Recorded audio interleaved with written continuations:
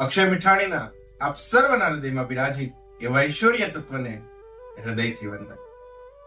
મિત્રો, એક ગામ હોય છે અને આ ગામની અંદર એક સંત આવેલ હોય છે. સંતને બધા છે પગે લાગવા જતા હોય, બધા પોતપોતાની યથાશક્તિ પ્રમાણે કંઈક ને કંઈક ફળ ધરતા હોય છે.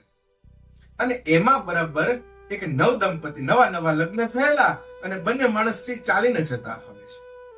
ચાલીને જતા હોય ને જેવા જે સંતની પાસેથી નીકળે એટલે સંત જે બેઠા હોય છે એની પાસે એક દ્રવ્ય ભરેલું કંઈક વાસણ હોય છે. દ્રવ્ય ભરેલું વાસણ છે એના આમ સેજ હાથ વાગે એટલા પતિ પત્ની જે નીકળે એમાં પત્નીની સાડી ઉપર આ દ્રવ્ય ઢોળાય છે. અને પત્નીની સાડી ઉપર દ્રવ્ય ઢોળાય એટલે પત્નીથી એક ચીકારી નીકળી જાય છે, આ મારી નવી સાડી બગાડી નાખી. નવી સાડી બગાડી નાખી એટલો ગુસ્સો જ આવ્યો ને એના પતિથી જોવાનું નહીં. અને જઈ અને કોઈ પણ વિચાર કર્યા વગર આ સંત જે સેવક હોય છે ભગવાનનો એને જઈને ઠપાટ મારી દે છે. તમને ખબર નથી પડતી મારી પત્નીની સાડી બગડી. સંતના ચહેરા ઉપર તો કઈ ફેર પડતો નથી. સંત તો હજી ઓમ નમઃ શિવાય જાપ જપતા હોય છે, પણ એના પતિને છે ને તરત પેટમાં દુખવા માંડે છે. અને પુરુષને પેટમાં દુખવા માંડ્યું એનાથી રહેવાનું નહીં, ગોટો વળી ગયો. એટલે એની પત્ની સમજદાર હોય છે. ઈ જઈને સીધી સંતના ચરણમાં પડી જાય છે અને કહે છે કે હે મહાત્મા, હે મહારાજ, મારા પતિએ તમને ઠપાટ મારી અને તરત ઈ પેટમાં એને દુખાવો શરૂ થયો. આપ સમર્થ સંત છો, શું થયું?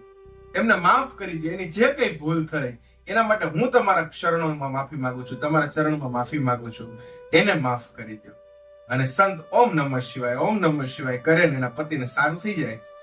પછી આ સ્ત્રી છે ને ઈ અને પુરુષમાં પણ સરળતાનો ભાવ આવી ગયો હોય છે અને બંને માણસ થઈ હાથ જોડી અને સંતને વિનંતી કરે છે કે આ ઘટના શું બની એમને સમજાણું નહીં. તો કે મારાથી આ દ્રવ્ય છે એ ચાઈને નથી ઢોળ્યું, મેં ભૂલથી હાથ વાગ્યો ને ઢોળાઈ ગયું. એમાં તારા પત્નીની સાડી બગડી. તારા પત્ની ચીહકારી નાખી તો તને ગુસ્સો આવ્યો? તો કે હા. અને એટલે તે મને ઠપાટ મારી? તો કે હા. તો કે હું જેની મેં ઓઢણી ઓઢી છે, સમર્થ સદગુરુની પરમાત્માની મેં જેની ઓઢણી ઓઢી છે, તો તે મને ઠપાટ મારી તો એને ગુસ્સો ન આવે? એ શંખ ચક્ર ગદા લઈ અને તને ગદાથી મારવા નથી આવ્યો, પણ આ પેટમાં દુખવા માંડ્યું એનું કારણ એ હતું. મારો કહેવાનો મતલબ કે આપણે શાસ્ત્રોમાં પણ કીધું છે કે કદાચ ભગવાનને તમે કઈ પણ કહેશો ને તો એ સહન કરી લેશે, પણ એના સેવકોને, એના શિષ્યોને કઈ પણ કહેશો ને તો એ સહન નહીં કરે. ધ્રુવને કે પ્રહલાદનો દાખલો આપણી સામે છે. એટલે કહેવાનો મારો મતલબ એ કે આ સંસારમાં આપણે આવ્યા છે ને તો સરળતાના ભાવ સાથે રહીએ.